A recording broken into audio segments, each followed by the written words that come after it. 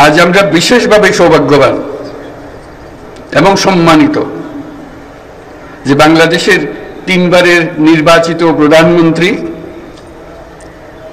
বীর মুক্তিযোদ্ধা শহীদ রাষ্ট্রপতি জিয়াউর রহমানের স্ত্রী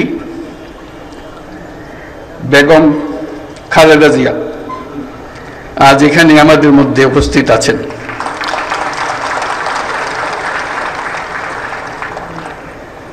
এক যুগ ধরে তিনি এই মহাসম্মেলনীতে অংশগ্রহণ করার সুযোগ পান নাই, আজকে সুযোগ পেয়েছেন। আমরা সবাই আনন্দিত এবং গর্বিত যে আমরা এই সুযোগ দিতে পেরেছি আপনাকে।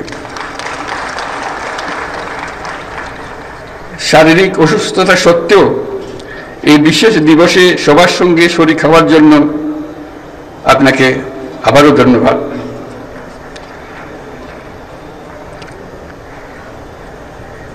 আমরা তার আশু রোগমুক্তি কামনা করছি এবং এই অনুষ্ঠানে বিশেষভাবে স্বাগত জানাচ্ছি।